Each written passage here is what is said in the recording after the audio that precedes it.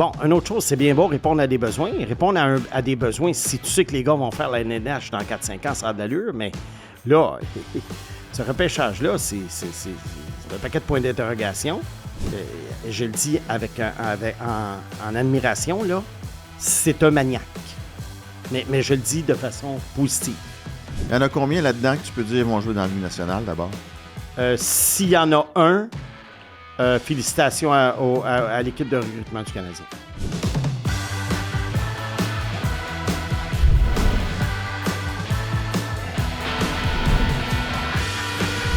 Pour la dernière fois de la saison, je vais dire saison 1, épisode 40. Je me suis mis en mode serpent et en mode vacances. C'est notre dernier. Simon Snake Boisvert avec le magnifique T-shirt. Oui, Mathias, c'est le serpent. On va vous reparler de ça à l'automne. Là, on a de la marchandise pour vous. Oui, puis comme par hasard, ça se dessine pour être les couleurs de ma nouvelle équipe du Titan de Princeville. Ah! Ouais. On va voir. Ça te dérange pas d'avoir Mathias tatoué sur le cœur, non? Ben, un peu, Il mais... est tatoué sur le cœur. Un peu, hein? mais avoir serpent, ça prend le dessus, surtout ça. C'est un chandail qui parle du Canadien encore? C'est-à-dire? Non, c'est une blague. En parlant de Mathias tatoué sur le cœur. On a notre matelot en chef, Oui. Pierre-Alexandre Girard, qui arrive de croisière avec la petite. Salut mon capitaine. Comment vas-tu? Ça va bien toi? Yes. J'aimerais vous dire que l'épisode d'aujourd'hui est une présentation de Mise au jeu plus qui vous rappelle de jouer responsablement.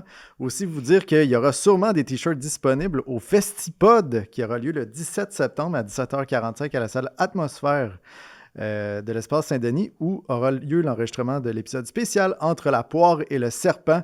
On vous en parle d'avance, c'est qu'il y a des billets limités pour la soirée et les billets sont disponibles au festipod.ca. Et notons que ça ne s'appelle pas Entre Mathias et le fromage. Ça s'appelle Entre la poire et le serpent. Encore une fois. Oui. Pag, t'es arrivé avant qu'on entre en onde et t'avais une question qui nous a... évidemment qu'on allait l'aborder, mais on a décidé de l'aborder tout de suite. Veux-tu nous dire qu'est-ce que tu avais en tête, toi, en partant? Je suis arrivé en mode coudon, le Canadien ont-tu fait exactement l'inverse de tout ce que vous prônez depuis 3 ans? C'est-à-dire choisir une valeur un peu plus sûre, mais avec un plafond moins élevé? Ça, puis après ça, dans les rondes subséquentes, prendre des joueurs qui semblent répondre plus à des besoins, mais eux se défendent en disant que c'est les meilleurs joueurs disponibles. Ils ont le beau jeu de dire ça. Ouais. Es-tu en furie? Pour vrai, je me questionne. Toi, t'es pas content, hein? Sans être pas content, je me dis que on n'est pas nécessairement rendu. Fait que de répondre à une seule case, quand au moment où ces joueurs-là vont arriver, le Canadien va être complètement ailleurs dans son développement. Peut-être que les besoins ne seront plus pareils à ce moment-là. Fait que je comprends pas trop, mais ça prouve tout le mérite que vous avez depuis toutes ces années-là aussi. Simon, es-tu d'accord avec l'observation de notre ami Papag? Oui, parce que c'est des gars qui ne seront pas prêts avant 4-5 ans s'ils le sont. Bon, une autre chose, c'est bien beau répondre à des besoins. Répondre à des besoins, si tu sais que les gars vont faire la NNH dans 4-5 ans, ça a de l'allure, mais là, ce repêchage-là, c'est un paquet de points d'interrogation. Je ne sais pas par où tu veux commencer. Commençons non par Gleb. Oui, on va commencer par Gleb parce que je pense que... On va commencer par le positif. Moi, Gleb, mon premier réflexe, c'était de penser à Michael McCarron.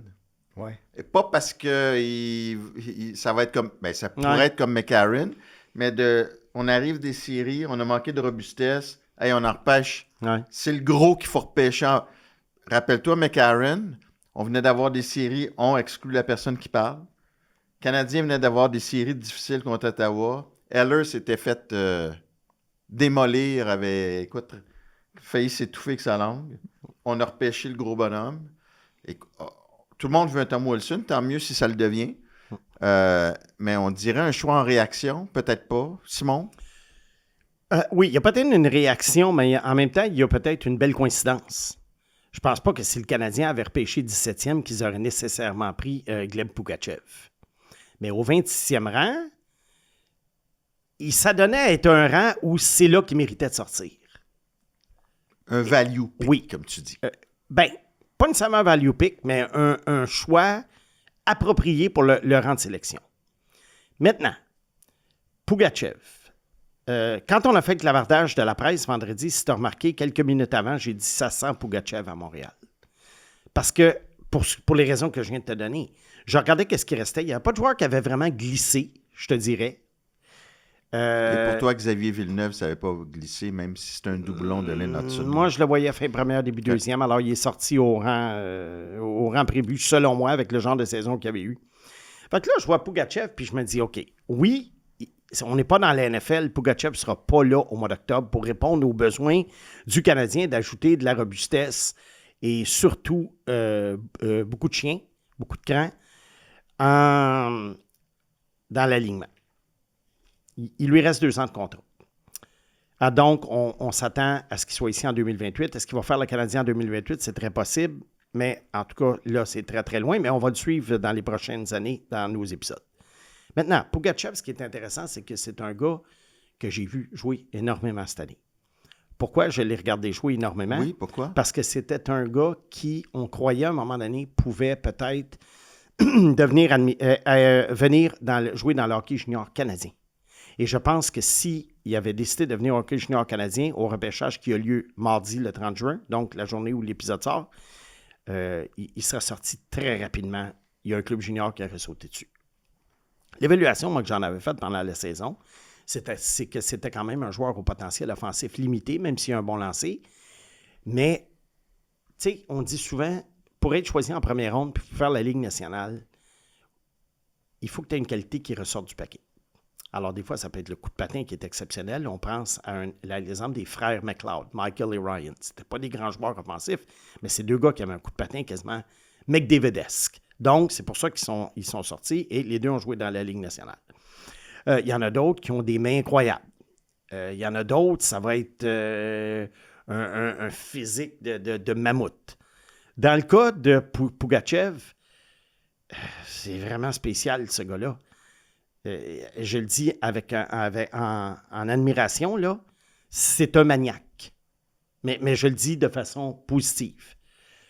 C'est complètement fou de voir ce gars-là aller. S'il est capable de maintenir cette énergie-là dans la Ligue nationale pendant une dizaine d'années, ça va être vraiment un genre une genre de licorne. Il y a très peu de joueurs, je pense, qui répondent à cette description-là. On a entendu des mots Tom Wilson cette semaine. Oui. Non. Il ne scorera pas comme Tom Wilson, je pense pas. J'ai entendu Josh Anderson. Oui, ça fait quand même un peu peur, là. Ben non, mais on est plus proche dans le sens qu'on parle de gars physiques qui patinent, qui foncent un peu dans le tas, qui ont un sens du jeu, en tout cas une vision très moyenne. Mais Pougatchev, moi, ce que je trouve de particulier dans son cas, c'est que c'est un gars, d'après moi, qui va pouvoir jouer de haut en bas de l'alignement. Son plancher, là, on me demande souvent, plafond plancher. Comme Josh Anderson. Oui, exactement. C'est là où le parallèle se fait. Regarde, le plancher de Pougatchev, je te dirais là, le plancher. Le pire des cas, joueur d'énergie de 4e trio. Le meilleur des cas, un régulier dans le milieu de l'alignement qui va faire 15, 17, 18 minutes par match, qui peut faire un 30-35 points par année. C'est quand même pour un 26e choix, très bon. Bien. Là. Et là, Pougatchev, la particularité, c'est que moi, ce que je vois en lui, puis là encore, j'essaie de regarder dans une boule de cristal qui est peut-être... Là, je vais t'enlever ça m'énerve, ce petit poil blanc-là. Là. OK. Qui est peut-être très... c'est peut-être... tu sais, je vois 3, 4, 5 ans en avance, là. Mais un gars comme Pougatchev, moi, ce que j'imagine, c'est le gars peut-être que tu vas mettre sur un 3e trio, mais qu'à un moment donné, tu peux l'amener sur le top 6 pour brasser la cage un peu. Tu sais, des fois, à un moment donné, exemple, là, Suzuki Caulfield, ça ne marche pas. Caulfield, on l'a vu en série, il était un petit peu frileux. Mais là, à un moment donné, tu amènes un Pougatchev pour quelques shifts. Des fois, tu ne sais pas, ça peut faire quelque chose. Donc, moi, Pougatchev, je le vois un petit peu comme un homme à tout faire dans l'alignement. Et puis, comme je t'ai dit, s'il fait un 30-35 points par année, ça va être très satisfaisant parce qu'il va amener une dimension au Canadien que le Canadien et bien des équipes n'ont pas encore. Des Pougatchev, il n'y en aura pas dans tous les clubs. Alors ça, c'est le positif du côté de ce choix-là. Pour moi, ça se faisait entre Brooks Rogowski, un gars de 6 pieds 7 dont j'ai parlé la semaine passée, ou Pougatchev. Tu me demandes lequel des deux j'aurais pris? Regarde, peut-être j'aurais pris Rogowski par un poil parce que c'est un joueur de centre, mais Pougatchev, pour moi, était peut-être le choix logique suivant pour le CH. Donc, mon verdict, très bon choix. Mais le Canadien semble dire aussi que c'est pas impossible qu'il arrive plus tôt. Ben, quand est-ce qu'il pourrait arriver? L'année prochaine? Ben, à 19 ans, est-ce qu'il peut jouer dans la Ligue nationale? Oui, c'est ça. Est-ce qu'il peut? À 19 ans, je ne sais pas. Ça va dépendre comment il se débrouille en KHL cette année. C'est sûr qu'il y a le physique pour, mais est-ce qu'il y a nécessairement tu sais, est-ce que les qualités requises du côté adaptation, sens du jeu, Ouais. je ne sais pas. Là, j'ai vraiment aucune idée. Mais s'il arrive plus tôt, c'est sûr que c'est un gars à 19 ans que tu peux envoyer facilement au Rocket de Laval. Oui. Là, tu vois, l'an dernier, le Canadien a choisi Zarovski, Oui. 34e, Ouais.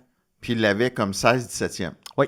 Fait que donc, inévitablement, Pougachev, Il était il l'avait plus haut. Il était plus haut. Il devait être dans leur top 20, Ouais. là. Moi, Pougachev, j'avais fait un top 20, mais après ça, dans mon mix suivant de 10-15 noms, il était là. Alors, il était à peu près au rang que moi, j'aurais considéré le choisir. Hey, ça fait drôle d'entendre ce mot-là. Le mix? Ça fait longtemps qu'on n'a pas Ça fait entendu. longtemps. On en a tellement entendu Ah parler, oui. puis là, on n'entend Ah, plus mais là, parler. je le ramène, moi, ce mot-là. Hein, on n'est plus dans le Canadien, puis dans le mix. Je Là. ressuscite le mot. Je ressuscite le mot. L'année prochaine, peut-être qu'ils vont être plus dans le mix qu'on pense. En tout cas, Ah, on va voir. Fait que donc, évidemment, c'est pas ton niveau d'emballement de l'an dernier, parce que Zarovski, vraiment, d'une autre... Oui, mais regarde. C'est parce que moi, je fais beaucoup la distinction entre les choix de première, deuxième ronde et le reste du repêchage. Puis, si tu veux, on peut parler du reste du repêchage, la philosophie. Oui, bientôt. Qui, là, ouais. comme Pac disait, là. Ouais. Mais, regarde, j'aime mieux Zarovski, mais c'est deux genres de joueurs différents. Les deux sont utiles dans une équipe. Puis je trouve qu'au 26e rang, Pougachev, si tu constates qu'est-ce qui restait, tu sais, c'est pas un joueur que je me suis dit, ah non, ils ont laissé passer lui pour prendre Pougachev. Qu'est-ce qu'ils ont fait là? Non. C'était le bon moment. Pour Parce que choisir. toi, d'habitude, là, à 26, Oui. t'as mieux des dards. Oui, mais les d'or avaient été lancés. Si tu regardes mon top 20, là, dans le top 20 de la naissance, je pense qu'il y en a 17 ou 18 qui sont sortis. Cette année, ça a été vraiment... Ma liste était très... Je dirais pas vanille, mais elle était relativement standard. Et la Ligue nationale, malgré l'ordre un peu inversé là, des défenseurs au début, on va en parler tout à l'heure, ça n'a pas été un repêchage où il y a eu des grandes surprises où tu te dis... Mon Dieu, comment se fait que ce gars-là a été choisi 13e? Ou bien non, comment se fait que ce gars-là a dégringolé? En fait, pour moi, il y a un seul gars qui a énormément dégringolé, c'est Adam Valentini. Je vais en parler tout à l'heure et ça, je comprends pas que le Canadien est passé à côté en deuxième ronde. puis quand ils se sont avancés, là, il y a beaucoup de gens qui voyaient une espèce de Tommy Blyle qui pourrait être la cible du Canadien en fin de premier tour. Oui, il est parti pas loin après, mais Tommy Blyle... Défenseur offensif, le Canadien en a défenseur déjà. offensif, oui, je sais qu'il faut pas y aller juste selon les besoins, Mathias, Ouais. mais à un moment donné, c'est que... Tu sais, quand tu regardes un bloc de joueurs rendus en fin de première ronde, il y a différents types de joueurs. C'est pas une question de talent égal, là. Tu sais, Xavier Villeneuve, mettons, Tommy Blyle, c'est un genre de joueur.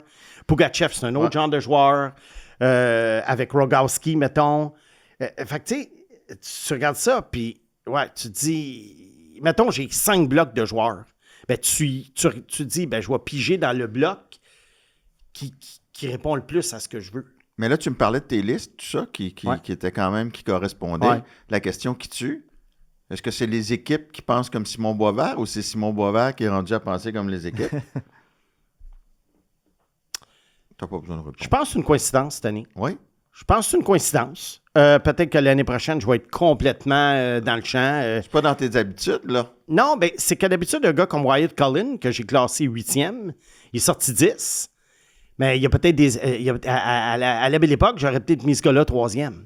Ah. Mais à un moment donné, c'est que moi, je reviens sur mes repêchages. Il y en a beaucoup, là, ils font des listes, puis après ça, c'est oublié. Puis, tu sais, moi, je fais beaucoup d'introspection.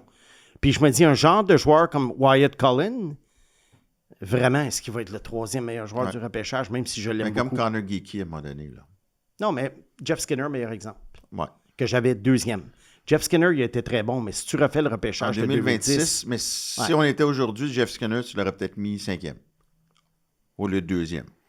Ouais, c'est ça. Fait Là, que j'ai fait la même chose avec Wyatt Cullen. Est-ce que c'est plein d'Atos Koivu, là, après le premier tour, ou quoi? Regarde, quand tu fais... Il y a une chose qu'on peut dire. Les Canadiens avaient une philosophie de repêchage l'année passée. Il y a eu beaucoup d'or et de gardiens de but. LJ Mooney, Bryce Pickford, des gardiens. Et là, on se disait, tu sais, LJ Mooney, Bryce Pickford, je pense que ça va être des monnaies d'échange un jour. Mais pourquoi c'est des monnaies d'échange? Parce que c'est des joueurs offensifs, puis tout le monde cherche de ce type de joueurs-là. Là, le Canadien a opté pour une stratégie de gros joueurs, soit de quatrième trio possible ou défensifs. Ces gars-là, ils ont de la valeur à un moment donné.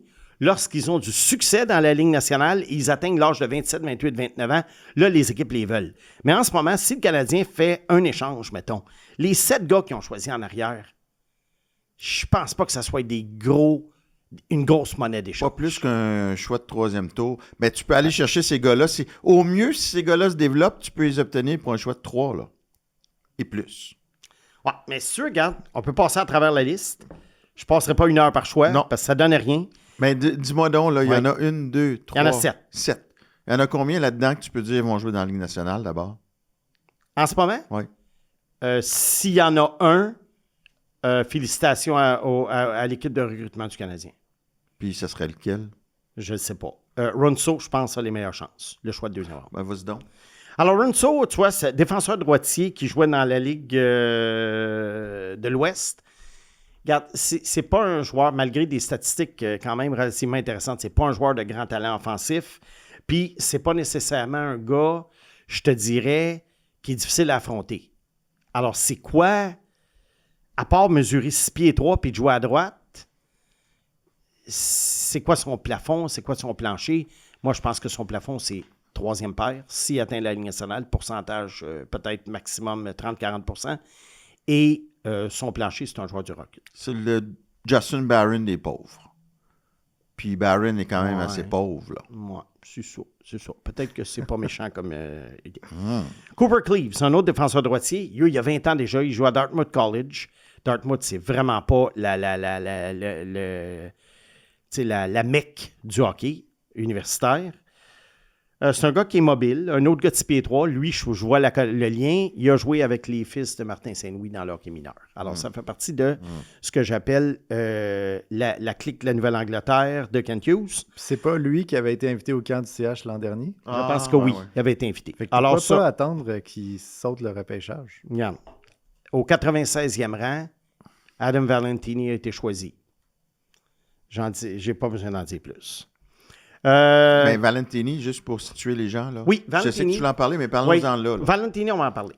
C'est un gars un joueur qui a joué à Michigan à l'âge de 17 ans, un des plus jeunes joueurs de l'NCAA. Il a produit. Il mesure juste 5 pieds 9, mais il pèse quand même 180 livres. Il est costaud. Il n'a pas peur d'aller au filet. Il n'a pas peur de manger une taloche sur la gueule. Sur la gueule, hein? Oui. Et 17 ans dans la NCAA. La seule raison que je verrais pour laquelle ce gars-là aurait glissé 96e à Utah, et c'est la seule, et je spécule, mais j'en avais entendu parler l'an dernier, c'est un gars qui devait aller jouer à Kitchener dans la Ligue de l'Ouest. Et à la dernière minute... Ontario. La Ligue Ontario. Et je ne connais plus ma géographie, Mathieu. Ben, à moins que Kitchener ait déménagé, là, mais... Non, ma géographie, je suis peut-être fatigué là, en fin de saison. Là, je suis rendu très mauvais en géographie. J'ai dit 2 fois dans le dernier podcast que Tommy Blythe jouait à Halifax alors qu'il jouait à Moncton. Regarde, je pense que la fatigue commence à s'emparer de moi, mais... c'est encore très bon. C'est ça, rock and roll. Fait que... On en parlera plus tard des frères Rock. Oui. Ouais. Il rit même des jeux de mots, il est pour des vacances. Ah, ouais. Fait que là, Valentini a fait faux bon. Et cette année, il jouait à l'Université du Michigan. Je pense qu'il est parti en juillet ou en août. Ça, là, les recruteurs de la Ligue nationale, les dirigeants de la Ligue nationale, ils n'aiment pas ça. Ça a l'air du gars un peu... Tu sais, un peu comme... Tu te rappelles, Patrick Roy avait abandonné l'Avalanche du Colorado en plein mois d'août. Ouais. Tu sais, ça, là, ça passe mal, un gars comme ça. Moi, c'est la seule raison, parce que je ne comprends pas que Valentini n'ait pas été au moins considéré en 2e ronde. Pour moi, il n'était pas loin de mon top 20. Il était peut-être 21-22. Alors, Canadien choisit Cooper Cleaves au lieu de Valentini. Mais bon, on en reparlera dans quelques années. Au 4e rang, un défenseur gaucher, Braden Klimka. Klimka, lui, tu vois, il est... Cleaves, non? Cooper Cleaves, je viens d'en parler. Ouais. Ah, joueur du Rocket. Rocket, oublie ça. Cleaves, tu vois, oui, c'est un gars de 6 pieds 3 qui est assez mobile, mais il en demeure pas moins que, tu sais, je trouve que son jeu avec la rondelle, son niveau de compétitivité est pas assez élevé pour la LNH. Donc, pour moi, joueur du Rocket. Klimka. Joueur de 6 pieds, mobile, défenseur gaucher qui joue à Saskatoon cette année. Le problème que j'ai avec Klimka, c'est qu'il ne fait rien de spécial. Alors, il n'y a pas une qualité vraiment qui ressort. Et ça, comme j'ai dit tout à l'heure, c'est quelque chose qui est important pour faire la LNH.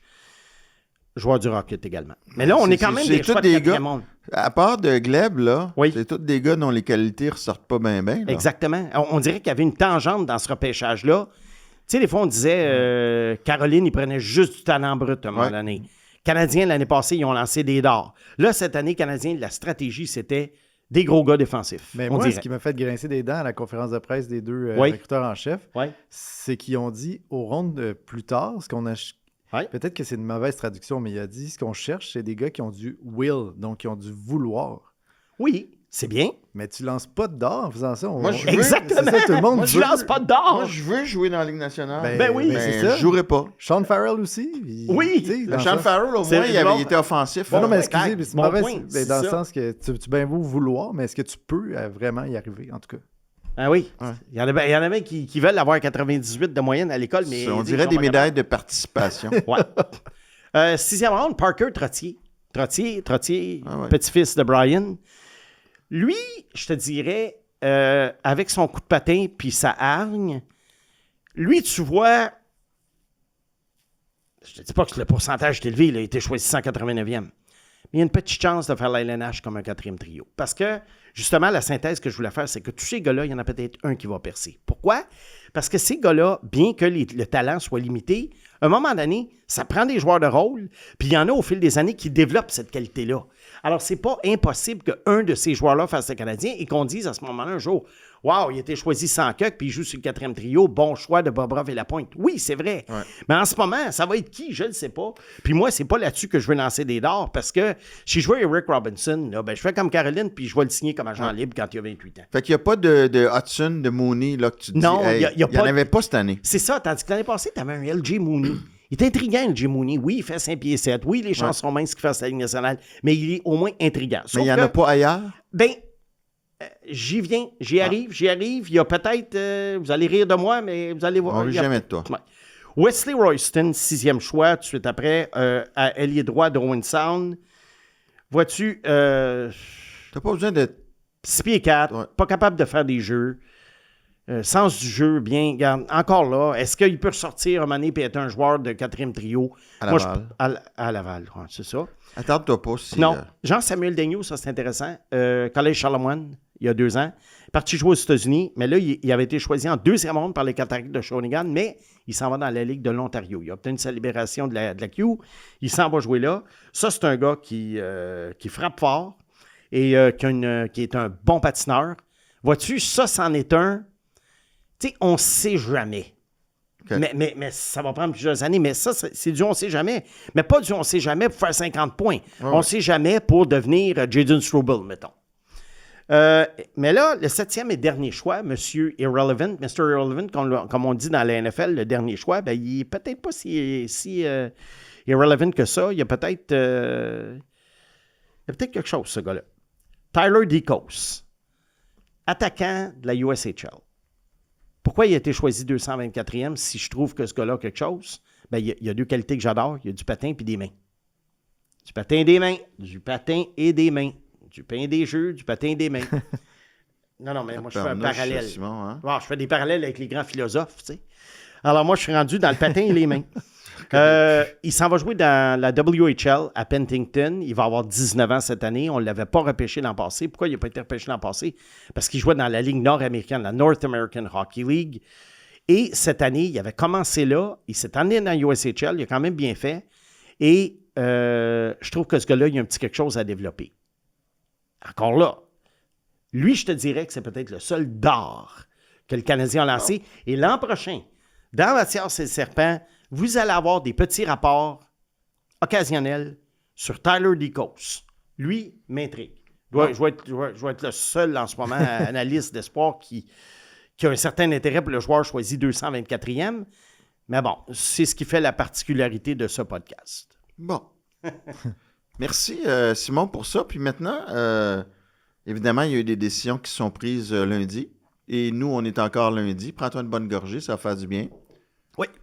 Brendan Gallagher. Oui. Est-ce que c'est important pour le Canadien de l'envoyer ailleurs? Puis 2, est-ce que c'est important pour les Canucks de Vancouver en reconstruction d'aller chercher un Brendan Gallagher? Ben, regarde, au départ, on va analyser l'échange. Il y en a qui sont déçus que le Canadien ait obtenu rien. Ben, en c'est pas un retour. échange, c'est un don. C'est un don. Mais je crois que si le Canadien avait passé le salaire au complet aux Canucks, il aurait fallu qu'il paye. Ah, ouais, c'est sûr. Il aurait fallu qu'il donne un choix. Ouais. Et là, en gardant la moitié, Canucks ont dit OK, donne-moi-le, puis on n'en parle plus. Moi, je pense que c'est important par respect pour le joueur. Je pense que Gallagher n'aurait pas joué beaucoup à Montréal cette année. Puis, tu sais, c'est un gars qui a donné autant aux Canadiens pendant 14 ans. Arriver et dire il va jouer un match sur 2 dans les estrades, il va jouer sur 4 minutes par game, il n'a pas joué dans les séries. C'est malaisant. C'est malaisant. Et à Vancouver, regarde, il retourne aux origines, il jouait là dans le junior. Puis à Vancouver, eux autres, ils aspirent bien plus à Lyndon Dupont qu'à la Coupe Stanley l'an prochain. Alors, c'est parfait pour aller finir sa carrière. Il va peut-être jouer un 10 minutes. Puis, garde, on lui souhaite de bien finir ça. Sais-tu, le moment où j'ai vraiment compris, ben je savais que c'était important qu'il parte malgré sa belle carrière avec le Canadien. Mais là où ça aurait pu être compliqué, s'il était resté, c'est aujourd'hui quand il a commenté l'échange, puis il a dit « J'en ai encore énormément à offrir ». Là, j'ai fait « OK, si Brendan Gallagher, en tout respect pour tout ce qu'il a accompli, mais avec le niveau où il est rendu, avec toutes les guerres qu'il a livrées, qui dit « J'en ai encore énormément à... » Il y a un décalage entre ce qu'il fait sur la glace et ce qu'il pense. Puis ça aurait pu être compliqué pour Martin Saint-Louis. Le bon vétéran serait peut-être plus devenu un bon vétéran, là. Ça revient à ce que tu disais, avec ton fameux will, là, la volonté. Ouais. Tu sais, à un moment donné, tu as beau avoir la volonté. Regarde, il essaye encore très fort. Moi, je pense qu'à Vancouver, ça va moins paraître parce que l'équipe est moins forte. C'est pas mais à Montréal, il aurait vraiment nettement tranché là, par rapport aux autres. Tu parlais de un peu réorganiser les derniers trios du Canadien. Joe Veleno, pas d'offre qualificative, c'est un départ. C'est normal. Regarde, pour jouer sur un 4e trio de façon efficace, il faut que tu aies vraiment, encore là, une qualité qui ressorte. Joe, est-ce qu'il y avait vraiment quelque chose qui ressortait du paquet? Non. Est-ce que c'est un gars qui pouvait compter plus que la moyenne des gars de 4e trio? Non. Est-ce que c'est un gars qui frappait plus fort que la moyenne des gars de 4e trio? Non. Est-ce qu'il y avait plus d'énergie que la moyenne des gars de... Non. Fait qu'à un moment donné, tu te dis, écoute, on va passer à quelqu'un d'autre. Ou ça se peut-tu, par exemple, que le Canadien risque de ne pas payer aussi cher que l'offre qualificative et se disent on va attendre le 1er juillet puis t'offrir bon point sur certains joueurs. Oui, il est en forme. Bon point, par exemple, cependant, dans le cas de Veleno, l'offre qualificative était de combien? 1 million? Ouais, je sais pas exactement. Puis là, c'est quoi le salaire minimum? Ouais, c'est ça. Fait que je pense que ça, tu aurais eu raison si, mettons, Veleno avait gagné 2. OK. Là, tu peux dire, OK, puis sais-tu quoi, dans ce temps-là, il n'y a pas l'offre qualificative, mais 10 minutes après, on le signe. C'est ça. On le signe à 1 million. Là, je pense que c'est bye-bye. OK. Écoute, dans notre portion Rocket de Laval, dans nos sympathies à PAG, 3 joueurs qui ont quitté. William Trudeau a été échangé. Donc, écoute, William Trudeau, Luke Tuck, ça, c'est... Et même Joshua Roy, qu'on a quand même vu à Montréal, qui a eu des flashs. On s'en était à un moment donné, à la fin des contrats, il doit y avoir un renouvellement. Dans le club ferme. C'est Roy, en particulier Roy et Trudeau, en passant, étaient quand même des bons joueurs là, du Rocket. Luke Tuck, un peu moins. Et puis, Garde Tuck, je l'avais dit, je ne fais pas juste des mauvais coups. Là, je l'avais dit quand il avait été repêché, j'avais dit choix de 2e ronde complètement gaspillé. Le gars n'avait pas vraiment le talent pour jouer dans la LNH, même s'il était gros et fort. Roy, il a eu sa chance. 3e trio, on lui avait donné sur un plateau d'argent il y a 2 ans. Il ne l'a pas saisi. Et Trudeau, regarde, toi, peut-être, Pag, tu penses qu'il n'a jamais eu sa chance. Tu as peut-être raison, mais le point, c'est que dans l'optique du Canadien, il ne la méritait pas. Peut-être qu'il la mérite ailleurs. Fait qu'on va voir. On va voir qu'est-ce qui va arriver. Mais le Canadien, il n'a jamais été rappelé, même en cas d'urgence. On l'a toujours étiqueté comme un joueur de Laval, on dirait. Puis Joshua, moi, je pense que c'est... Il n'a que lui à blâmer. Oui. Fait que, regarde, là, il y a un changement de décor. Espérons que le... En Utah, ça va être dur à percer. Oui. Mais que tu sais, c'est tout le temps une claque d'en face quand tu changes d'organisation. espérons que, tu sais, dans les rangs juniors, Lui, ça il y a va pris falloir des, qu'il aille chercher un contrat, le Mathias. Son contrat est expiré. Joshua Roy, il Ah a oui? signé un two-way. Ouais, aujourd'hui. Ah, il l'a signé à deux volets, Utah? à 2 volets. À 2 volets. Est-ce OK. qu'il y a un fait. rapprochement à faire avec l'entraîneur-chef puis Joshua Roy dans l'historique de leur... je me souviens pas. Ah, Peut-être. regarde, on Puis des sait fois, jamais. ça peut être surprenant aussi que Bill Armstrong, qui dit, Ouais. tu sais jamais, là, où tu es un recruteur de... Parce que Joshua Roy, il va toujours avoir derrière lui l'aura du premier choix de la Ligue junior majeure du Québec Ouais. et également les 2 grosses saisons à 18-19 ans à Sherbrooke. Donc, il y a toujours quelqu'un qui se dit « Ah, chez nous, ça pourrait peut-être marcher. » Mais tu sais- C'est là qu'on lance des dards. Ouais. C'est plate parce que s'il avait été sérieux, Ouais. il serait dans la Ligue nationale encore Ben oui. aujourd'hui. Mais tu sais, dans le système hybride de Martin Saint-Louis, là, Joshua Mhm. Roy, il n'aurait jamais réussi à suivre. Là. Hein? Tu sais, on se dit que c'est Mais hybride. C'est un gars intelligent, c'est un joueur intelligent. Là. Il Oui, a mais- été correct. Il y avait Oui, une il y a- belle séquence il y a, Ouais. 2-3 ans. Le 2 ans. championnat mondial junior, défensivement, il a été bon. Non, c'est... Ouais. OK. Ben, je trouvais juste même à Laval, il est comme effacé, il ne mettait pas de hang dans son Non, jeu. c'est Ouais, ça. mais en tout C'est cas, ça. regarde, on n'ira pas là. Ouais, non. Mais regarde, j'espère qu'il va pouvoir relancer sa carrière. Ben, regarde, il y a eu un deuxième contrat. C'est l'important pour un joueur. Regarde, tant que quelqu'un te donne une chance, profite-en. Ouais. Merci. Je vous rappelle qu'il y a toujours 2 façons de suivre les contenus de KO Sport, soit en s'abonnant au ko-sport.tv. Vous avez droit à différentes primeurs, des offres spéciales, des rencontres avec les animateurs de la station. Sinon, vous pouvez toujours nous suivre sur YouTube. Alors, abonnez-vous à notre chaîne. À bientôt! Deuxième bloc, Oui. c'est presque un Simon Liberté. Mhm. Écoute, toi, le vendredi, là, Ouais. t'es un homme heureux. Ben, tu veux dire le jour du repêchage? Oui.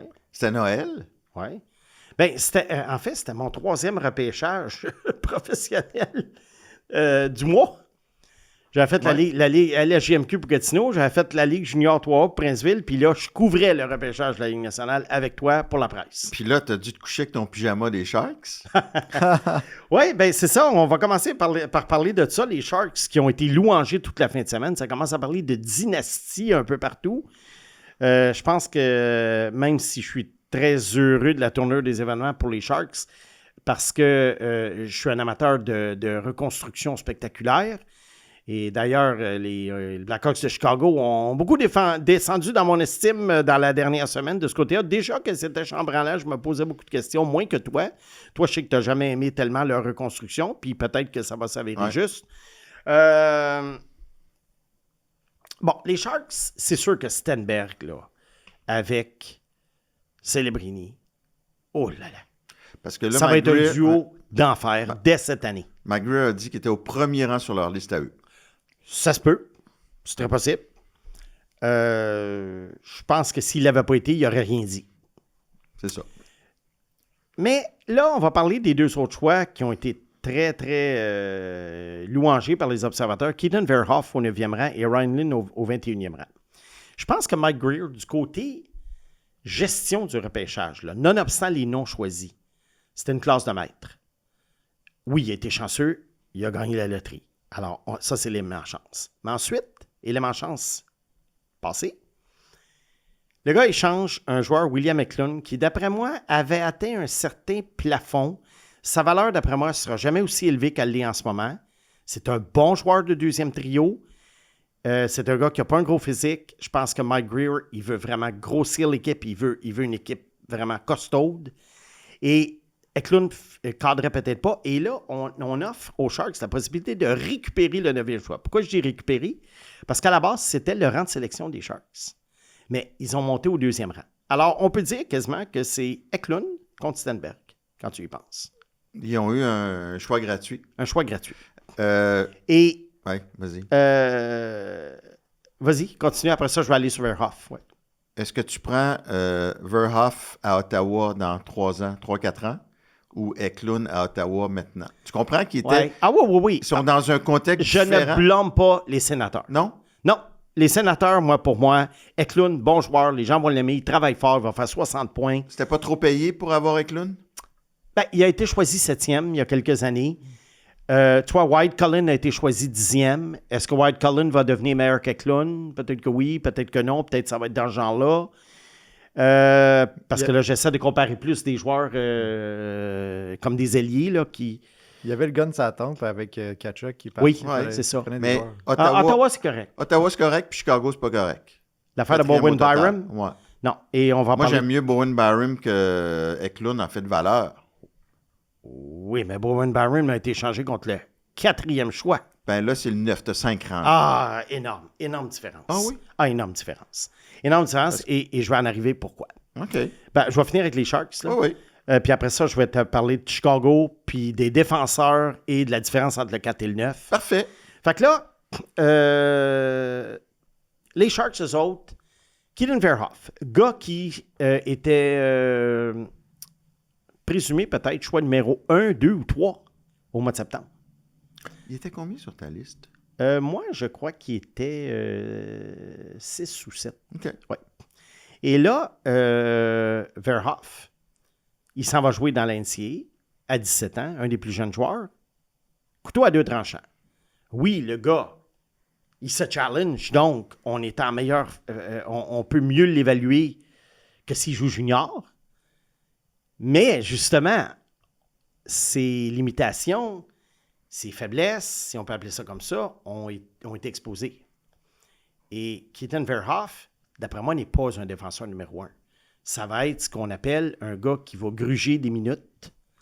Il peut jouer probablement 20, 22, 23 minutes par match. C'est un gars de 6 pieds 4 qui est imposant. Il va grossir.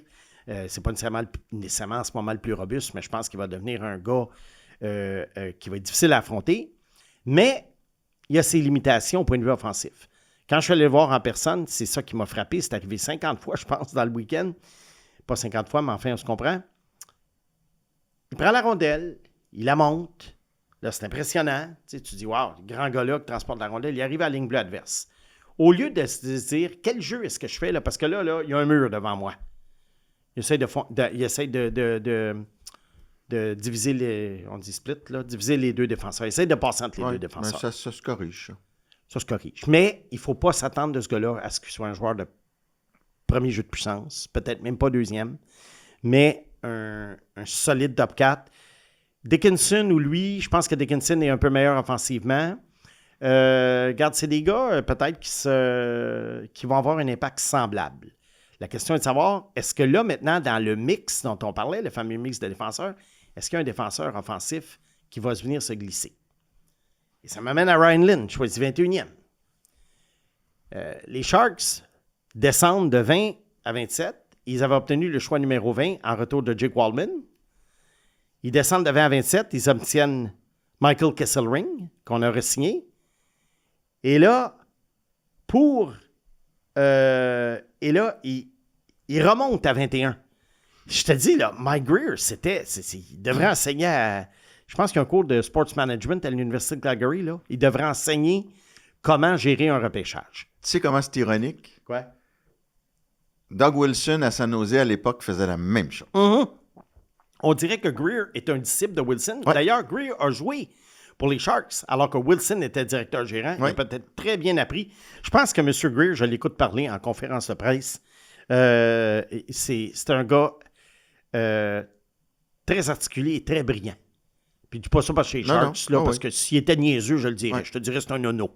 Mais ce n'est pas un nono, loin de là. J'aime beaucoup, beaucoup. Il est quand même assez honnête dans ses conférences de presse. On sait qu'il ne peut rien dévoiler, mais il te donne quand même des indices que tu y repenses un peu et tu dis, il ne nous a pas menti. Puis, à un moment donné, le choix de Stenberg, ça sentait Stenberg à plein nez de la façon dont il parlait quand il disait, oui, on a des besoins, mais ça ne veut pas dire qu'on va y aller avec le besoin. Mm-hmm. À ce moment-là, je me suis dit, c'est pas un défenseur. Ryan Lynn, il y en a qui le voient très haut. Regarde, ça demeure un défenseur en bas de 6 pieds. Il y en a très peu qui sont repêchés à chaque année.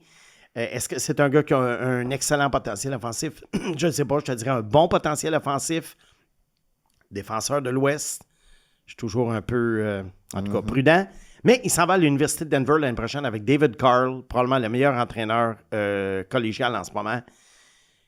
Il a certainement besoin d'une année ou deux. Alors, c'est pas pour demain, mais il devrait faire partie du mix des Sharks. Est-ce qu'il va être le gars du premier jeu de puissance dans 3 ans, mettons? Quand les Sharks vont probablement être très proches de la Coupe Stanley, je ne le sais pas. Fait que, tu sais, il y a quand même Verhoff, Lynn, là. Tu sais, ils sont pas allés chercher nécessairement Makar Taves, là. Tu sais, il faut pas capoter. Ouais. Mais, disons qu'en ce moment, c'est une bonne continuité pour les Requins. Simon, est-ce que tu penses qu'il est capable de walk the line en tant que défenseur? Qu'est-ce qu'il dit? Walk the line? Walk the line? Walk the line. Walk the line. OK, celui-là, là... T'es un petit peu loin, là. Ouais, C'est sonorité. Celui-là, là, quand je suis obligé de te Avec faire répéter, là... Ouais, Avec mon T-shirt. ouais, oh mon Dieu, OK. C'est bon. Non, mais de Johnny Cash. Ouh, vite. Vite les vacances. Je m'envoie à Nashville, moi. Oui, je sais. En juillet. Je sais. Vite les vacances. Ça, je m'ennuierai pas de tout ça. Je vais texter par Anne-Marie fait pas de jeu de mots, non? Non, c'est moi qui en fais. Ah, mais non. Ah ben, le chat sort du sac. Ben là, c'est parce que là, il Tu fais des jeux de mots. Mais non, mais c'est contagieux. Tu fais des jeux de mots dans ta vie C'est privée. comme la varicelle. C'est comme la varicelle. Il y a de la fiente chez vous. Ben oui. Bon. Bon. Qu'est-ce qu'il fait? Avec quoi, là, lui? Là? Chicago maintenant, Mathias. Oui. OK. 4e choix.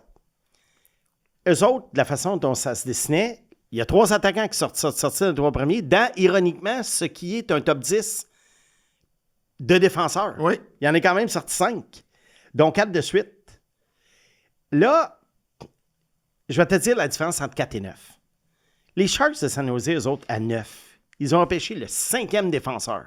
Je ne sais pas où il était sur leur liste, mais il en demeure pas moins que ce pas eux autres qui ont décidé, là. Il n'y avait aucun contrôle. Rudolph, Smith, Karls, Reed, Verhoff.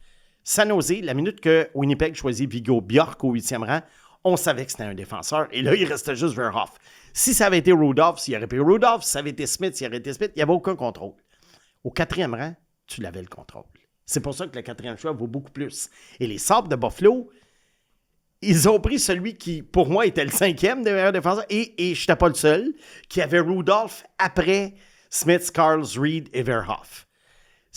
Écoute, c'était un peu le monde à l'envers. Je regardais ma liste, puis c'est le contraire qui se passait. Est-ce que Reed a glissé? Ça t'a surpris un peu? Oui, ça m'a surpris. Cependant, l'écart entre tout ce monde-là était quand même mince. Puis Chase Reed, bien que ce soit le gars qui a le plus beau potentiel offensif des 5, il n'est pas une tête au-dessus des autres. Puis, est-tu une tête au-dessus de... Peux-tu devenir bien meilleur que Byron? C'est ça ma question. OK, admettons que Chicago aurait choisi Chase Reed. Oui. Bon, moi, je vais dire le problème que j'ai avec Bowen Byram. Oui, il y a eu des commotions, mais ça, C'est fini, c'est là, fini. je pense. C'est là. fini. Oui. Bon, on va dire. Le problème que j'ai, c'est pas tellement son âge, 25 ans. C'est comme Ouais. Noah Dobson l'année passée. Exact. J'ai pas de problème avec ça. Connor Bedard a 20 ans ou il va avoir quoi, 21. J'ai pas trop de problème avec l'âge. Je vais te dire où j'ai le problème. C'est que Bowen Byram, là, il devient agent libre l'année prochaine. Alors là, à Chicago, il va avoir une très belle occasion de faire beaucoup plus de points qu'au Colorado ou à Buffalo, alors qu'il n'était pas l'option numéro 1. Non. Imagine Bowen Byron à 65, peut-être 70 points cette année. Mettons. Oui. Il va demander 12 millions. OK. Ça ne vaut pas 12 millions, Le Bowen plafond Byron. augmente, puis ils ont de la place. C'est pas grave. OK. Ça ne vaut pas 12 millions. Alors, à ce moment-là, tu es mieux de faire un genre de reset et de partir avec un Chase Reed ou un Rudolph ou un Karls qui, pendant plusieurs années, ne te coûtera pas cher. Et oui, tu pars de plus loin. Mais Chicago, là, ils sont loin. Mais Bédard, c'est ça Ils l'affaire. accélèrent quoi? Je me fais l'avocat du diable. Oui. Bédard, à un moment donné, va dire, moi, je ne vais pas signer à long terme. Là. On en voit plein des joueurs. Là, Parfait. OK. Alors, je te donne un contre-argument. Le 4e choix, pour moi, d'après moi, il y avait moyen d'obtenir mieux que Bowen Byron. Parce qu'oublie pas qu'en retour, on a donné en plus un autre choix, je pense, de 2e ronde. Mais surtout, on a donné Louis Crevier, qui est maintenant un joueur établi. C'est un gars de 6 pieds 8. OK. Ça vaut quand même quelque chose. Alors là, on donne le 4e choix, on donne Louis Crevier, on donne un autre choix. Moi, je pense que ce package-là aurait pu aller chercher mieux que Bowen Byram pour les Je me demande Blackhawks. si tu donnes plus, tu ne peux pas avoir Werenski. Mais il faut Oui, que tu donnes beaucoup plus. Un petit quelque chose de plus. Ben moi, donne-moi un autre, mettons un premier choix l'an prochain en plus. Je vais te prendre Werenski. Mais j'imagine que Werenski doit avoir une clause de non. C'est ça, Ouais, c'est ça. Là, on spécule. Mais ce que je veux dire, c'est qu'au 4e rang, les Blackhawks contrôlaient le repêchage. Ce que les Sharks ne contrôlaient pas. Moi, je serais curieux de savoir parmi les 5 défenseurs où est-ce que les Sharks l'avaient. Verhoff. On ne le saura jamais. Mais c'est ça. Il y a eu des équipes, je trouve, qui ont fait des bons repêchages. Il y en a plusieurs, en fait. J'ai aimé ce que les Ducks d'Anaheim ont fait. On va parler des échanges tout à l'heure, mais moi, je parle strictement repêchage. Nikita Klepov au 15e rang, tout un joueur offensif. Je pense que c'est un ailier qui va bien compléter le duo. Mattis Preston, que j'avais 19e au total, sorti 50e. Quel value pick! Et je pense que c'est idéal pour les Ducks. Les Ducks. Nashville, c'est sûr que j'aimais le repêchage. Il y a Wyatt Cullen, mais il n'y a pas que Wyatt Cullen à Nashville cette année. Il y a également Tommy Blyle, qui d'après moi, est un bon défenseur français. Et le meilleur ou le deuxième meilleur gardien du repêchage, Dimitri Borichev. Alors, j'ai aimé Nashville. Sébastien Bordelot va avoir de la matière à Oui. travailler là-bas. Buffalo a bien travaillé, je trouve aussi. Tu sais, moi, la minute qu'une équipe va chercher une coupe de joueurs, possiblement des solides joueurs d'alignement, on cherchait, en plus de Rudolph, on cherchait Ilya Morozov avec le 20e choix. Je pense que la minute qu'une équipe fait ça, pour moi, elle a eu un bon repêchage. Utah, évidemment, ils sont allés chercher mon ami Adam Valentini et en première ronde, Adam Belchetz. Adam Belchetz, il ajoute du poids.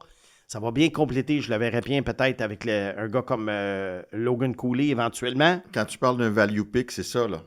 S'il avait été repêché plus tôt, tu n'aurais pas aimé ça. Ben, Valentini, s'il est repêché 10e, c'est sûr que c'est pas un value pick, mais à 96... Puis Belchess. Oui, Belchess, 15e. Moi, je suis très, très fort là-dessus. Quand j'analyse les repêchages, c'est où est-ce que le gars, normalement, où est-ce que le gars va ressortir dans un re-repêchage dans 10 ans. Et c'est là que tu vois tes value picks, mais il n'y a rien qui nous empêche, dans un podcast comme celui-ci, de faire des prédictions peut-être un peu futiles, mais qui, pour moi, sont très... je sais pas, c'est amusant de faire ça. D'ailleurs, Pag serait dû pour un Belchess. Rangers de New York, Albert Smith et un gars qui m'intrigue au 64e rang, Ben McBeat. Défenseur de Calgary, je pense que lui, ça pourrait être un value pick. Je pense que ça peut être un défenseur qui aurait une chance peut-être d'être un numéro 4 au 64e rang. Ça a de la valeur. Très habile au platine. Pardon? Très habile au platine. McBeat. Beat. Au platine. C'est la francisation d'un DJ. Là. Les platines. T'as jamais entendu ça? Oh non, on a été trop avancé pour nous. Ouais. Mais le Canadien aurait pu le prendre, lui. Oui. Oui, parce qu'il choisissait 57e. Alors moi, McBeat et puis... Parce qu'on s'est avancé Runso, aussi pour le gars pour au Runso. deuxième Regarde, tour. il y a quelqu'un qui a mis Runso à Montréal. Qu'est-ce que tu veux que je te dise? Et les Rangers ont pris, en 3e ronde, un des meilleurs gardiens du repêchage, notre gardien à Gatineau, Danai Tchaikov, qui, d'après moi, a une chance de faire la LNH. Écoute, cette année, ça a été notre joueur le plus utile à son équipe, en fait, pour nous autres. Le Kraken de Seattle, Chase Reed leur est tombé sur les genoux. Puis ils n'ont pas de défenseurs, de jeunes défenseurs, eux autres. Là. Ça, là, c'est vraiment... Tu sais, quand on dit, là, à la bonne place, au bon moment, pour la bonne équipe, vraiment, ça, je pense que c'est quelque chose qui va beaucoup les aider dans les prochaines années. Les Canucks de Vancouver, bon repêchage. Finalement, on est allé avec le fils du coach, Cale Malhotra. Ça me fatigue. Ça te fatigue? Moi, ça ne me fatigue pas du tout. Mais surtout, Adam Novotny au 24e rang, ça pourrait être un value pick. D'après moi, c'est un gars, c'est un ailier de puissance qui, d'après moi, va surperformer sur la sélection. Et avec le premier choix de la 2e ronde, Brooks Rogowski, le géant de 6 pieds 7 dont j'avais parlé la semaine passée. Évidemment, un projet à long terme, mais dans le cas de Vancouver, je pense que Vancouver, dans les prochaines années, notre podcast va devenir une équipe, je te dirais, de prédilection dont on va parler parce que ça demeure une équipe en reconstruction. Et notre podcast, on aime ça, les reconstructions. Est-ce que les Sharks savent qu'ils achèvent? Ou... Les Sharks, d'après moi, ils savent qu'ils achèvent. Ouais. Puis c'est fini. C'est triste. Fini à San Jose. C'est triste parce que le jour où, mettons bon. qu'ils se rendent en finale, là, c'est sûr que je vais les regarder. Mais je n'aurai pas l'engouement que j'ai en ce moment. Je ne sais pas pourquoi. Ça m'est arrivé pour Colorado en 96. Moi, la reconstruction des Nordiques, je l'adorais. Pas parce que j'étais, entre guillemets, fan des Nordiques. C'était pas une question de ça. J'étais une fan de reconstruction. Puis je voyais les Sakic, puis Sundin, puis tout ça. Puis en 96, quand ils ont gagné, là, je sais pas, j'avais comme... je te passais une autre équipe. Ben, tu étais pareil avec ton pool de hockey. D'ailleurs, Jean-Thomas Jobin te remercie encore pour Nathan McKinnon. Mais tu mentionnes ça à tous les balados, Ben, ça fait 2, là. Mathias. Ça fait 2. Ouais. Il y en aura pas d'autres. là. C'est la fin de la saison. Oui, puis on est tanné de ça. Alors, ben non, on est tanné de me tanné faire de passer ça. pour un imbécile, là. Mais Non, mais tu reconstruisais. Ben oui, je C'est reconstruis. normal. Mais la dernière année que j'étais dedans, j'ai gagné. Voilà. Parce que sais-tu qu'est-ce que je t'avais dit, Mathias? Je t'avais dit, là, j'ai dit cette année, là, on arrête le niaisage, je gagne. Et j'avais gagné. Mais je t'avais aussi fortement suggéré Regarde, de commencer à gagner. je suis plus... Comment dirais-je? Je suis plus flexible que tu penses. Qu'est-ce que tu dis? Ah non, je le sais.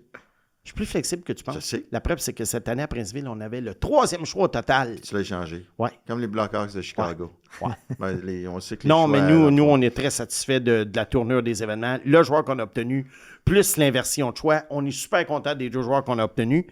Fait que, tu sais, à un moment donné, il faut faire preuve de flexibilité dans la vie. Et moi, je fais preuve de flexibilité tabarouette. dans le hockey.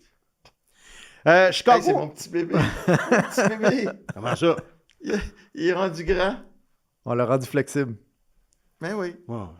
Telle une classe de yoga. Attends que je me remette à boquer sur un joueur, là. Mais là, hey, en parlant on en parlait dans les échanges tout à l'heure, mais vite, là, de Rafaev qui part à Vegas, tu sais ce que ça signifie, ça, hein? Trevor s'en vient sur le top 6. C'est le power play.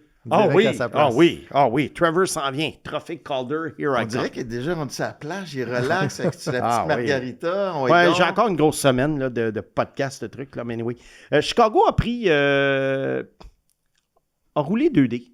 34-35. Xavier Villeneuve, Ryan Urbeck. Ryan Urbeck, on en a parlé, joueur avec un potentiel très élevé, mais un niveau d'effort dans le négatif, mais on ne sait pas. Est-ce que ça pourrait décoller? Je pense qu'au 35e choix, c'est un bon d'or à lancer. Xavier Villeneuve, saison peut-être un peu décevante considérant les attentes. À Chicago, on voit qu'ils ne sont pas encore trouvé leur défenseur offensif. Et là, un vrai... Tu sais, ça ne sera pas Korchinski, on le sait. Non, on ne sait même pas s'il va être Sam dans la Ligue nationale. Renzel, je pense pas. Lev Fait que, Chunov. regarde, on continue. Lev Chunov. Oh, regarde, on continue à lancer Aïe, des dents. aïe, aïe. C'est ça qui me faut penser. Il faut penser aux équipes de la NFL qui, à tous les 3 ans, repêchent un nouveau corps arrière, mais ça ne marche jamais. Non, ils m'ont jamais inspiré confiance. Je le sais, je sais. Et peut-être... Byram, avec plus de temps de jeu, il a pas le potentiel de devenir un peu ça.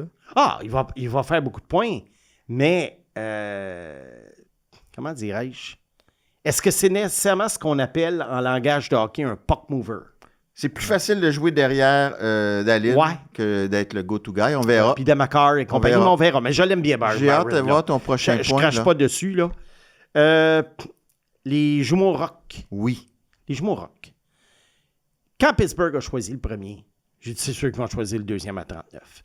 Puis là, il y en a qui ont dit, puis tu en parlais, Pag, la semaine passée, est-ce qu'une équipe pourrait faire preuve de courtoisie? Non, il n'y a pas de courtoisie, là. Dans le hockey, il n'y a pas de courtoisie. Il y a 2 choses qui ont joué en ligne de compte. Premièrement, on ne parle pas des frères Sedin. Et Marcus Rock, il y a des gros points d'interrogation à savoir s'il va faire la Ligue nationale. Oui, pourtant- c'est un bon passeur, mais il a quand même un coup de patin assez déficient. Pourquoi? Puis là, tu vas expliquer pour le bénéfice de nos auditeurs. Les Ouais. deux ont à peu près le même nombre de points. C'est des jumeaux. Puis pourquoi il y en a un qui fera la Ligue nationale puis l'autre le ferait pas? Parce que je pense que le Marcus, son patin, son niveau d'implication, il est quand même inférieur à celui de son frère. Même si son frère n'est pas un grand patineur non plus. Mais son frère, c'est un marqueur. Puis je ne sais pas si les qualités de passeur de Marcus vont nécessairement se transposer dans la Ligue nationale. Je te dis pas non, mais je fais juste expliquer pourquoi les autres équipes n'ont pas sauté dessus. La deuxième raison, tu sais, on n'a pas beaucoup de comparables. On n'a pas beaucoup de jurisprudence de ce côté-là. Des jumeaux comme ça, quand est-ce qu'on a connu ça? Il y a eu les Cédines, là, dans l'histoire moderne. Ben, dans les 25 dernières années, il y a eu les Cédines.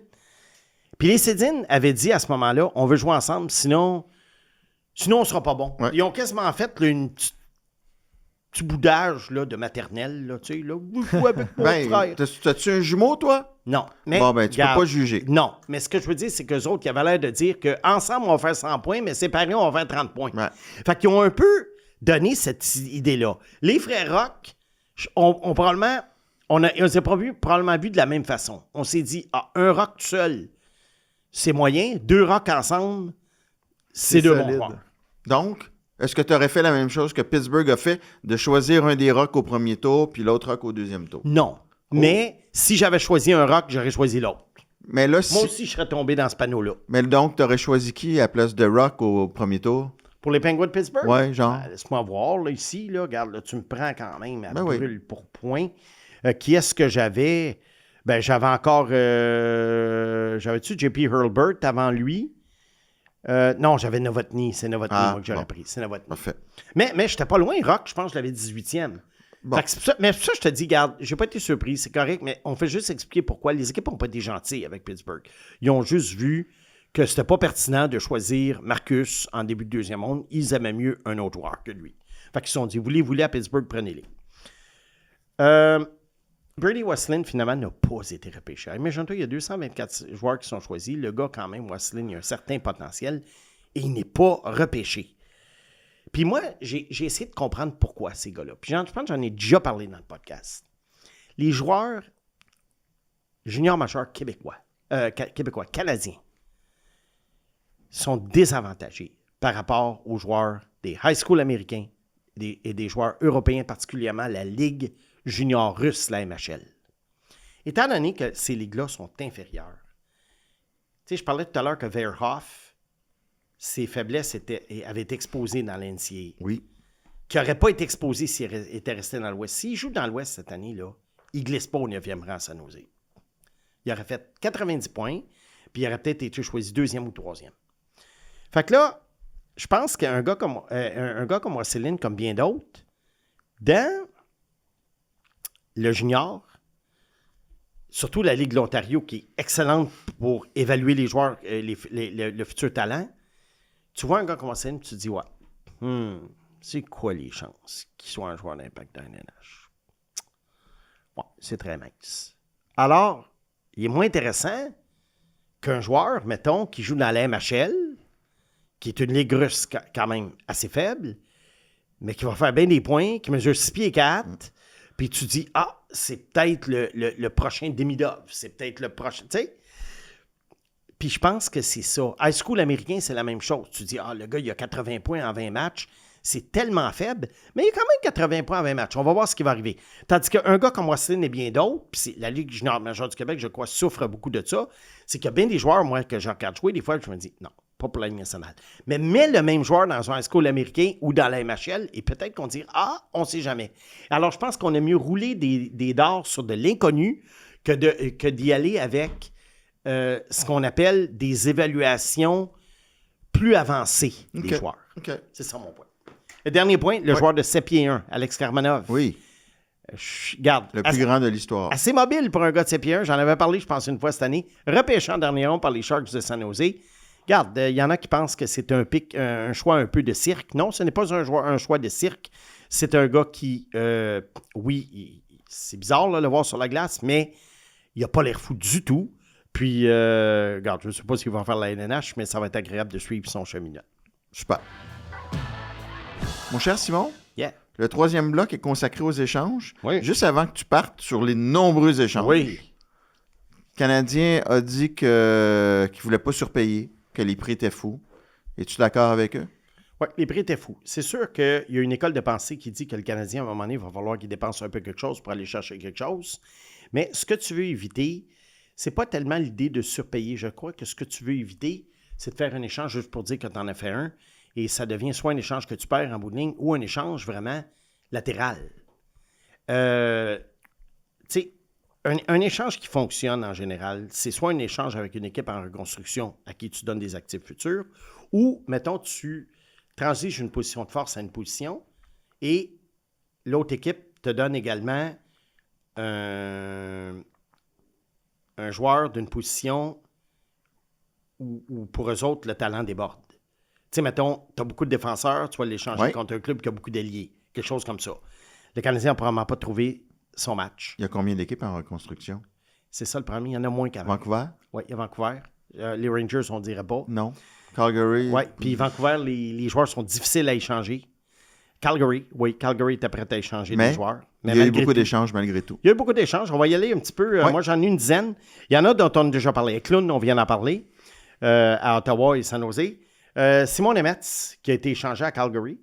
Vois-tu, Simon Nemeth, c'est quand même un joueur qui a été choisi 2e au total il y a quelques années.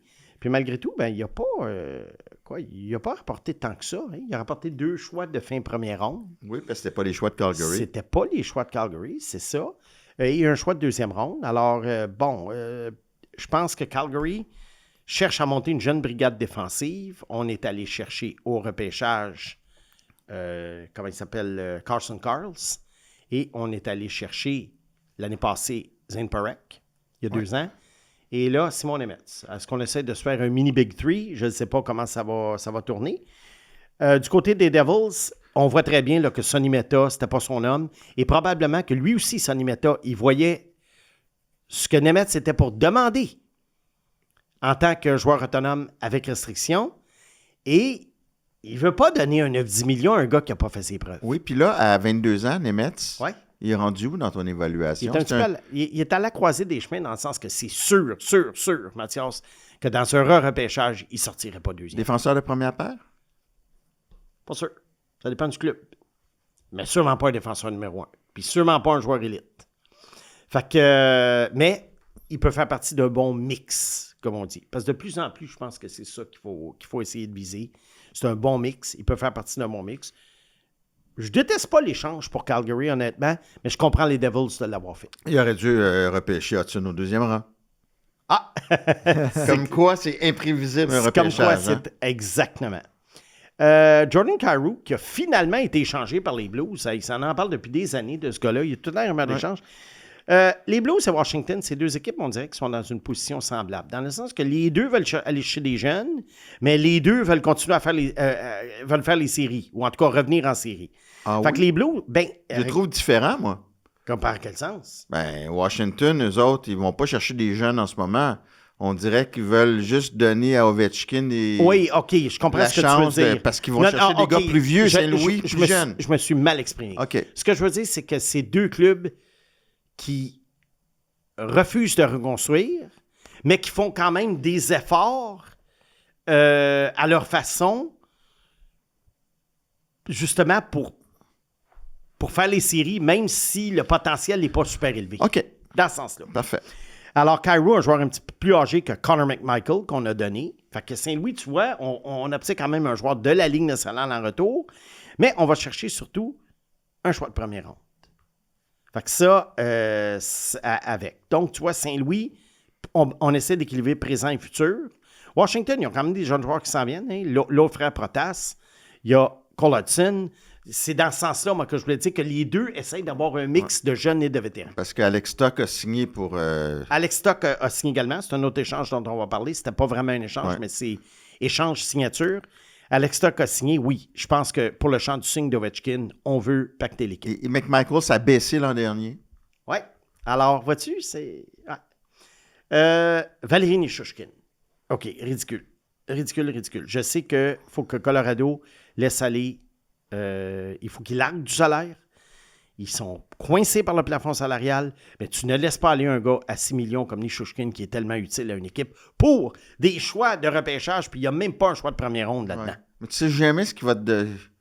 Excellent. Qu'est-ce qui te réserve, ce gars-là? Ben, c'est sûr qu'à hors-glace, il est arrivé beaucoup de petites surprises dans les dernières années, mais De petites je peux pas croire que... Petite surprise? Je peux pas croire que sa valeur, c'était juste ça. Grosse surprise. Ouais. Oui, mais regarde, je peux pas croire que... C'était quand même replacé depuis 2 ans. Il y a des choses qu'on ne sait pas. Peut-être. Mais en tout cas, sur papier, ça a l'air bizarre. Anaheim échange Olin Zellweger.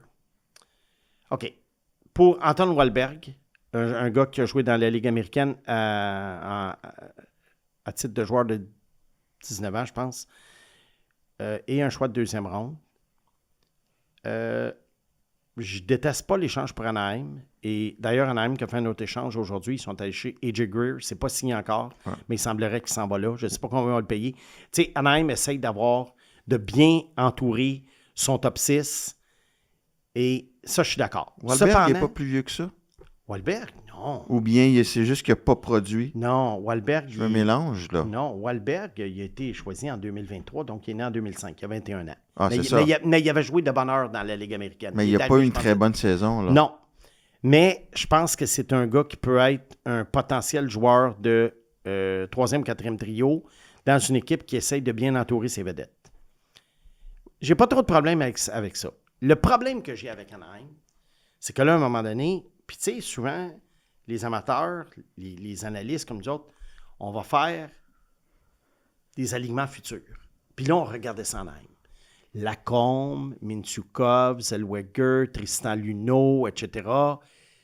Puis là, on se disait, hey, Anaheim, c'est coulé dans le béton leurs 6 défenseurs des prochaines années. On échange Zellweger. Zellweger, ce qui était redondant, je pense qu'il était un peu redondant avec Jackson Lacombe, dans le sens que c'est 2 joueurs pratiquement identiques. Et Lacombe est supérieur. Plus costaud. Là, Oui, mais, non, mais identique dans le sens l'impact que ces 2 gars-là avaient. Et,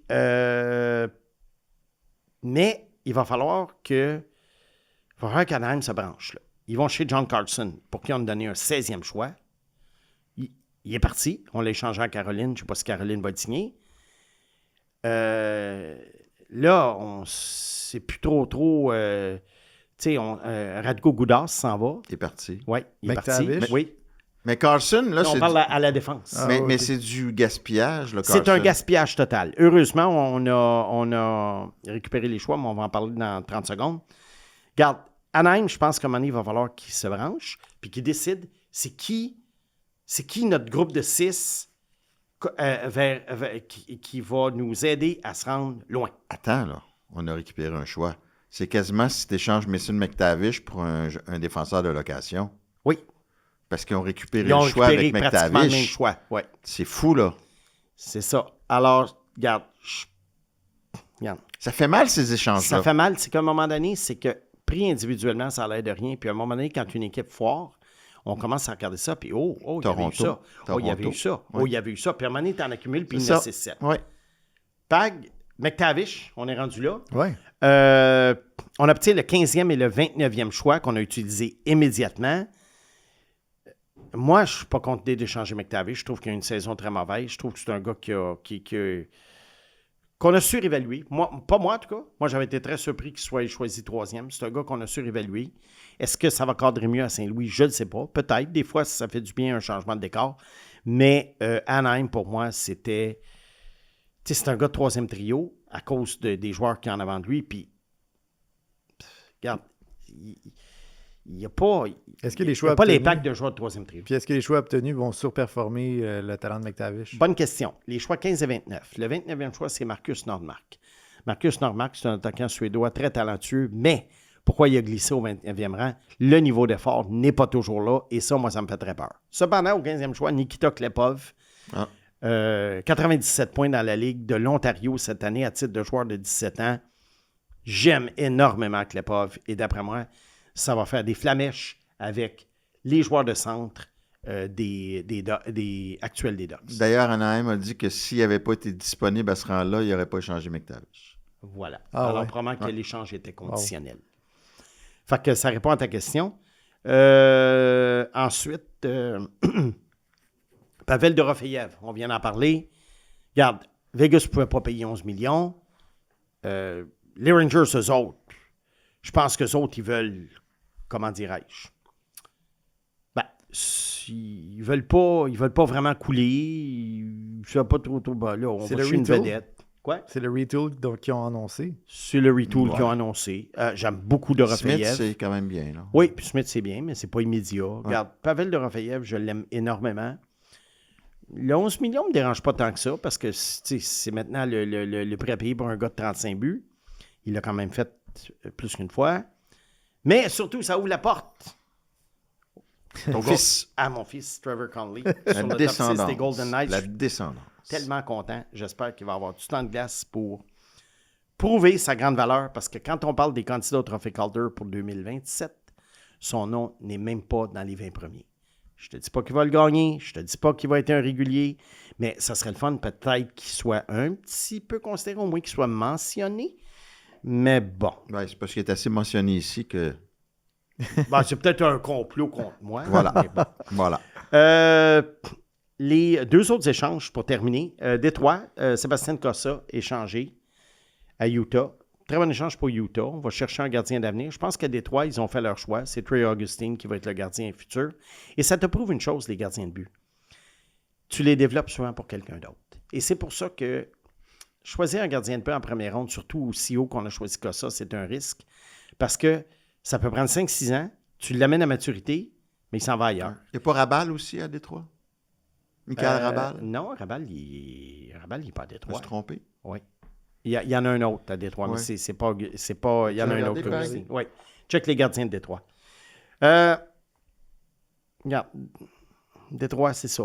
C'est Détroit. Peterka à Boston. Peterka est changé 2 fois en 2 ans. Joueur que j'aime bien, mais que j'ai réalisé au fil des... Tu sais, j'évolue, hein, Mathias?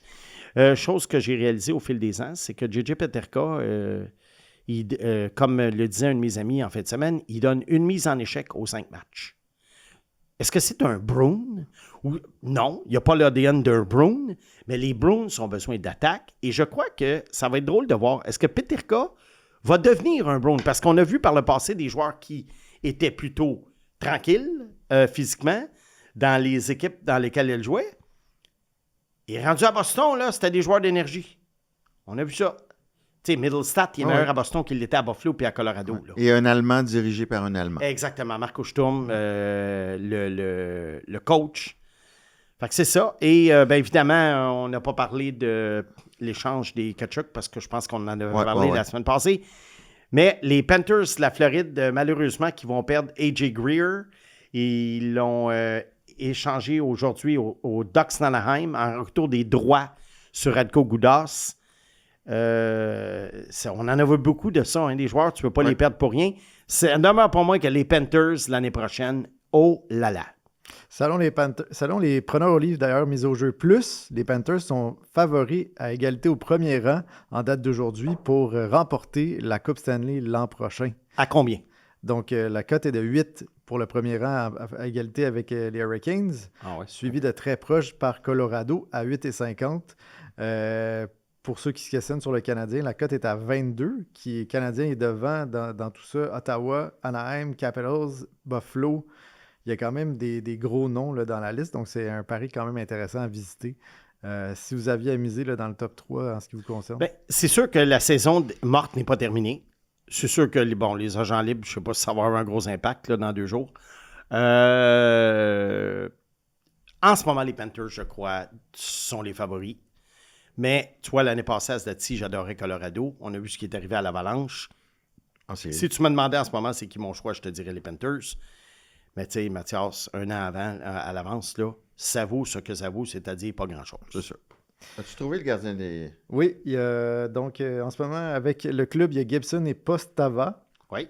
Et Augustine est avec Gillander dans les mineurs. Oui, c'est ça. Okay. Good. Bon, ben, merci Simon. Ça pague? Oui, mais es-tu prêt? Absolument. D'abord, permettez-moi de remercier notre partenaire présentateur Mise au jeu plus qui vous rappelle de jouer responsablement. Avant de poursuivre avec les questions, il y a des auditeurs qui sont rentrés en contact avec Simon. Je vais s'adresser à eux. Oui, Jeff Bastien, qui a écrit à KO la semaine dernière. Jeff, je te remercie énormément pour la suggestion. C'est sûr que je l'ai en tête, je le garde en tête, mais en ce moment, tu devineras que mon assiette est pleine. Alors, c'est peut-être un projet là, que je vais reporter à plus tard. Mais je te remercie énormément pour les bons mots. JP Marcoux qui écoute également mon balado en anglais et qui a toujours des très bonnes questions. JP voulait entrer en contact avec moi.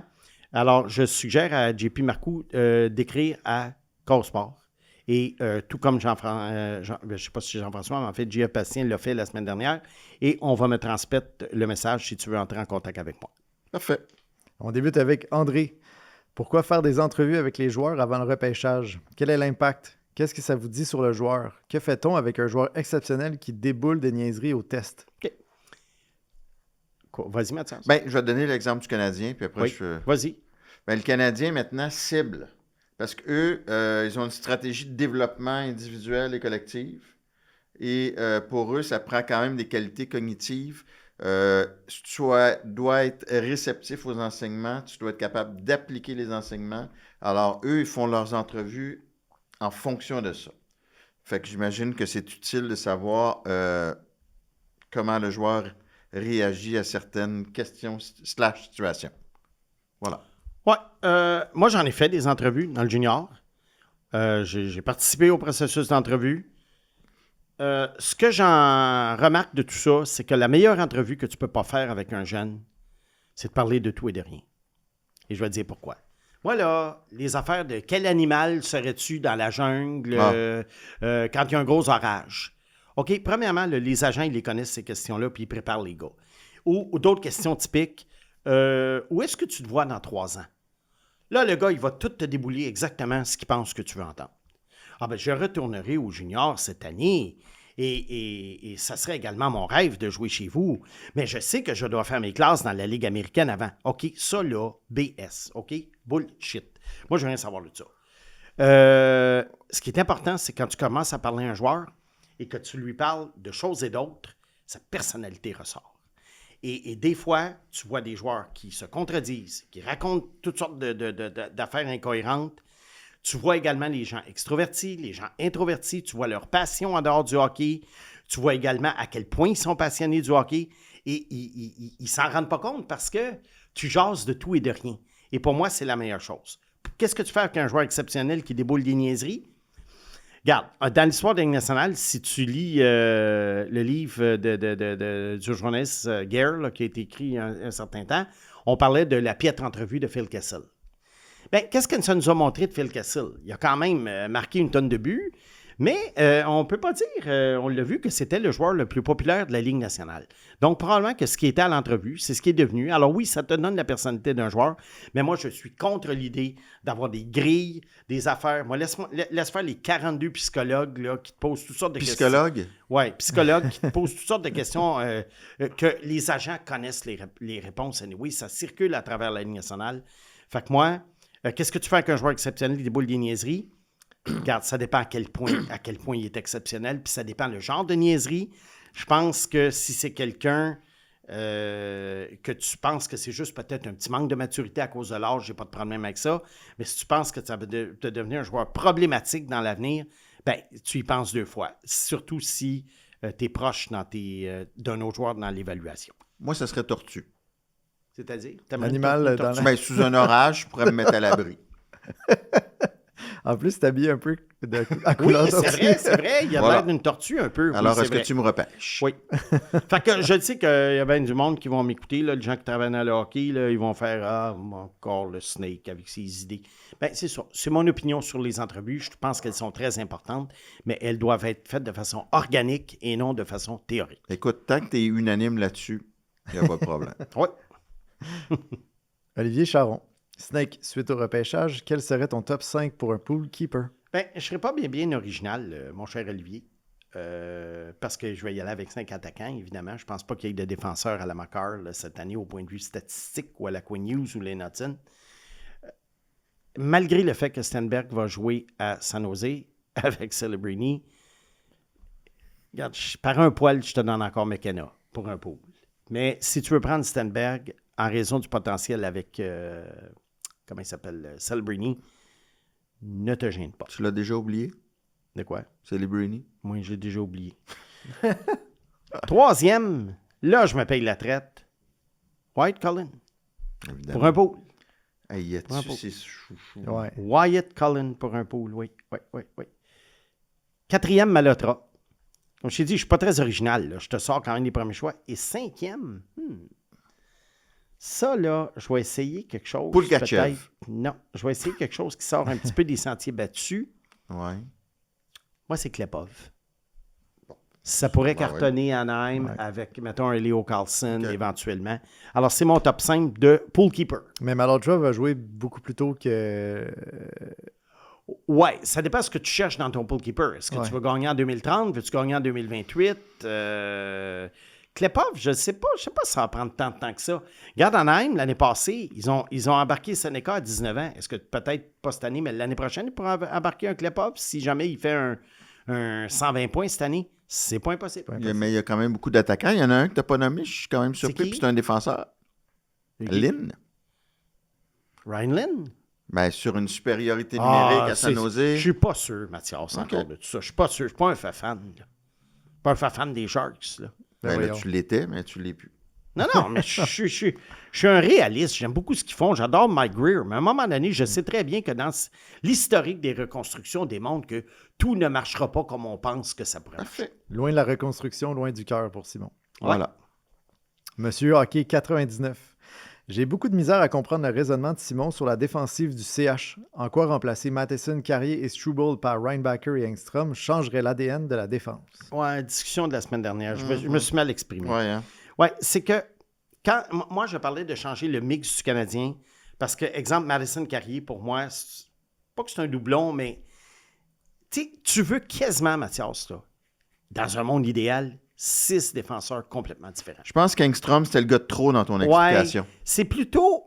Je pense qu'il faut aller chercher ça de l'extérieur.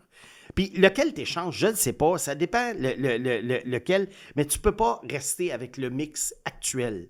Fait que ce soit un gars de l'extérieur, que ce soit échanger Carrier, que ce soit embarquer Engstrom, débarquer Struble, je ne le sais pas. Je te dis juste que le mix actuel, il n'est pas assez varié. Ça te prend 6 gars, idéalement, qui ont des fonctions ou des qualités différentes et complémentaires. Fait que c'est dans ce sens-là que je parle, parce que individuellement, ces gars-là, j'ai rien contre. Mais je suis pas fou du mix. J'espère tellement pour le Canadien que Reinbacker soit à la hauteur. Oui, moi aussi. Ça changerait tout. Oui, en effet. Mais, Il n'y a pas quelque chose, là, tu sais, l'année passée, on parlait de ses présences, Reinbacker, ben pas l'année passée, mais la saison de hockey qui vient de finir. Ouais, oui. Puis, quand tu isoles individuellement son jeu à Reinbacker, on dirait que le potentiel il est vraiment, vraiment bon, mais dans le système de Martin Saint-Louis, il y a de la misère à s'adapter. Puis ça, c'est quand même un thème récurrent dans beaucoup de joueurs qui arrivent dans une équipe avec là, le il y a Canadien. eu juste 2 matchs. Là. Ouais. Oui, je sais, mais tu voyais qu'il était très bon, mais que dans le vue d'ensemble, il y avait de la misère à se situer un peu, à se positionner. Ben, il y a eu un match meilleur que l'autre. là. Ouais, je ne parlerais pas du système, là, nécessairement. Là. Je parlerais de l'ensemble de l'œuvre, que de son oomph. Ouais, en effet. On termine avec François Bédard. Voici un allié qui serait super intéressant pour le Canadien. Owen Tippett. Des rumeurs mentionnent que les Flyers pourraient l'échanger. Et ça, c'est pour qui, ça, la réponse? Les gens de Chaos Sport Extra. Donc, comment y aller? Chercher Chaos Sport sur Google tout simplement. Télécharger l'application, sinon Chaos Sport. Et donc, c'est un frais d'inscription pour l'extra. Vous avez accès à tous les extras du groupe Chaos. Bon. Pour nos auditeurs de l'épisode régulier, on vous souhaite un bel été. Oui. On revient Au mois de en grande forme en septembre, au camp d'entraînement des recrues du Canadien. Avec une moustache, peut-être, ou une barbichette? Si vous voulez. Non, j'ai juste pas eu le temps de me raser aujourd'hui parce que je déteste ça. C'est la première fois en fois 2 ans, là. Oui, je sais. J'ai pas eu le temps de me raser. je suis sûr Puis que ça ça faisait paraît quand pas. même 3 jours. Tu sais, moi qui a déjà pas beaucoup de barbe, mais quand même 3 jours, Ben, ça ça paraît un peu. donnerait un genre. Fait que Oui, les mais auditeurs, j'aime pas là, bien mettez ça. ça en 4K sur YouTube puis zoomez sur Oui, Simon non, j'aime pour pas voir. ça. J'aime pas ça. Je me trouve pas beau avec une barbe de chemin T'es de beau fer. comme un cœur, Simon. Non, lâche-nous. j'ai une barbe de chemin de fer. Bon, les tags, Une barbe de chemin de fer, tu sais c'est quoi? Hein? Une barbe de chemin de fer, ben, c'est ça? c'est un poil à toutes les stations. OK. Très bon. Il est temps que je tombe en vacances. Papag, est-ce que tu nous reviens avec la même belle coupe de cheveux en septembre ou J'espère il que risque non. d'avoir du changement? J'espère vous décoiffer, en tout cas. Bien Merci, dit. merci beaucoup à tous les Hey, merci à tout le auditeurs. monde. Ça a été une année formidable. L'interaction dans les commentaires et l'extra est absolument exceptionnelle. Le niveau des questions, en fait, les soupers qu'on a eus. Moi, j'ai passé une année, une saison de rêve. Mais c'est pas fini. Pas fini. L'extra.